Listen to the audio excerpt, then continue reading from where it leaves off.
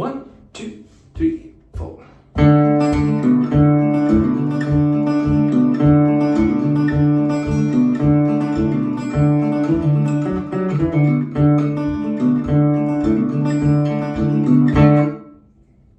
there you go. That's where Beyonce comes in. Hello, thanks for joining. My name is Hoodie and I'm going to teach you today how to play Texas Hold'em by Beyonce. Now, this is a completely left of center, approach for Beyonce to music. She's always been the pop R&B world, and then all of a sudden comes out with a country song, which immediately piqued my interest because there's much more guitar in country than there is in what she previously recorded. So I was intrigued. And it's a pretty cool, catchy song. I was surprised. And there was a couple of moments where it reminded me of other songs. For instance, there's the chorus kind of reminds me of a John Mayer song called Wildfire, because it's got a very similar chord sequence. And the reason that it sounded so similar was that the chorus, there's a sort of chorus, post-chorus section, which I'll explain as we go on through the video, is a 12-bar blues in the key of D. So that was, there you go, Beyonce making a song out of a 12-bar blues. It's never going to go away. So without further ado, let's jump in. Now, that was the intro that you heard as we were starting the song. I've got my guitar, it's in standard tuning, nothing special about that. We're playing in the key of D, and we are looking at a, 110 beats per minute. So, good tempo. Not quite driving music, but a good upbeat tempo. So based around the D major. And then it subs in the 6th here on the B.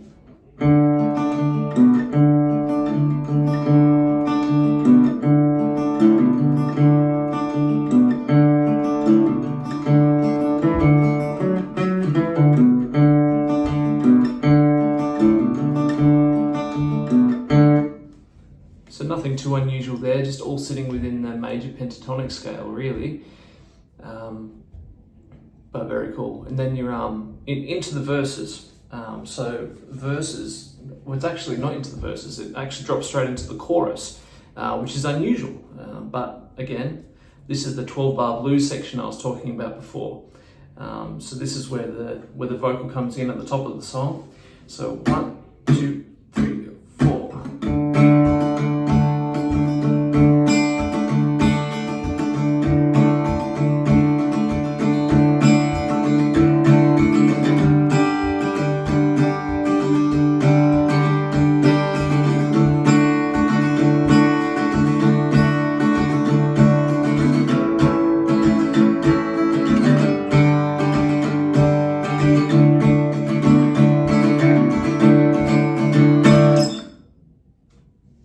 Like so. And then we're dropping into the verses, which is very similar, just goes from D for 4 bars, G for 2 bars, D for 2 bars.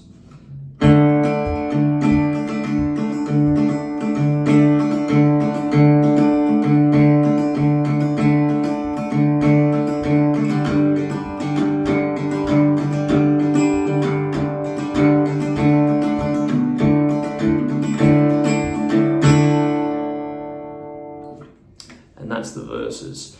And then we go into the pre-chorus, which the interesting thing about this song is that it's quite ambiguous to listen to. There's not a lot of bass guitar in this song, which you'd really expect from a country song, but there's not that much there. It's left very wide open. So it's got it's got a lot of drums and drum machines, a lot of vocal harmonies with sort of that guitar, even that banjo sort of feel to it on the top, but not much bass. So when it comes to figuring out what the chords are, it can be a little bit tricky. So then when we come into the pre-chorus, this is what it sounds like to me. You may think something differently, but that's the beauty of music, right?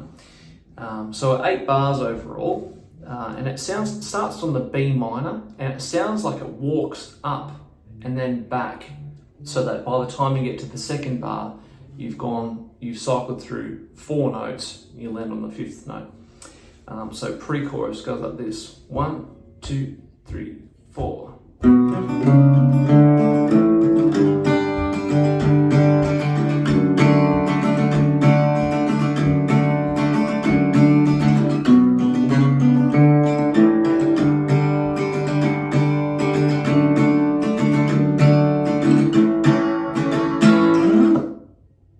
That's your pre-chorus.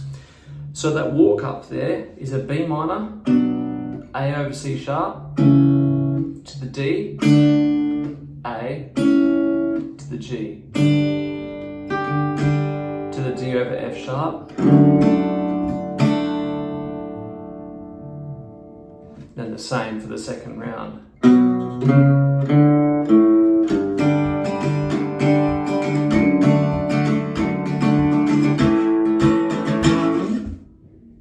So on. And then the arrangement of the song I'll explain a little bit later as well, but I just want to highlight the different sections of the song as we go through.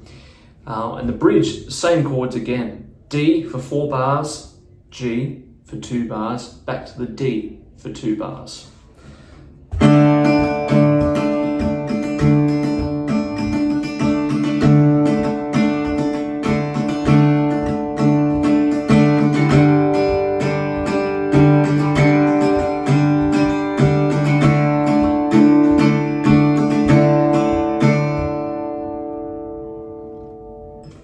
And that's sort of the dynamic is a bit lower there. There's not too much going on.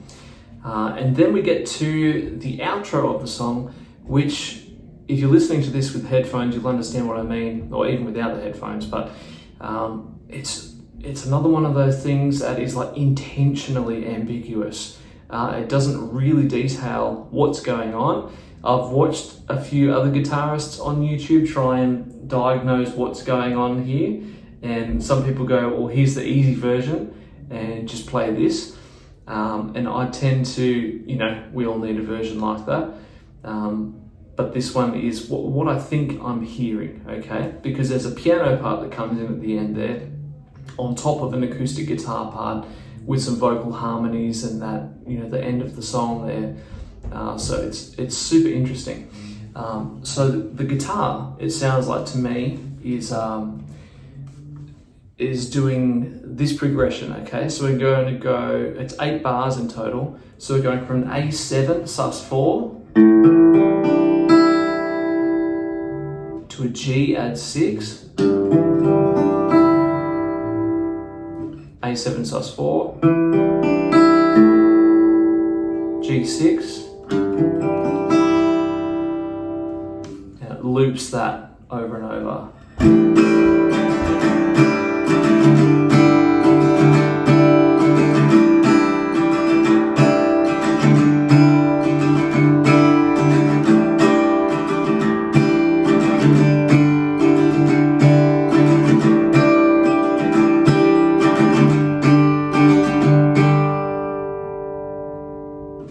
So that's one part.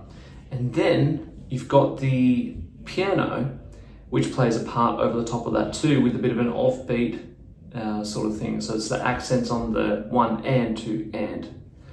And the piano is playing, it's like an E minor 9, okay? And so an E minor 9 is, you take a regular E minor, and then you add the 7, which is the D in this case. And then 2 more notes on top of that is the second. So you add the F sharp as well, put it all together and you get a E minor 9, really pretty chord. Incidentally, that's also the James Bond chord. But again, different context. And it sounds to me like the piano is doing this. 1, 2, 3, 4.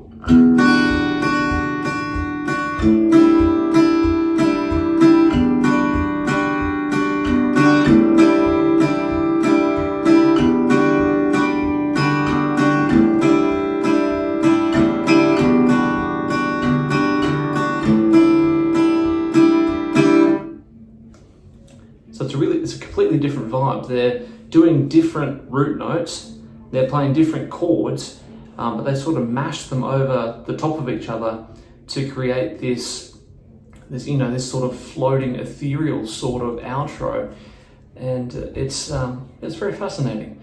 So I'll put it together so you can hear what it sounds like, just me layering two guitars together, and see what your thoughts are. I mean, my mind might change as well, but that's what it sounds like to me. So I'll clip that in here somewhere as well.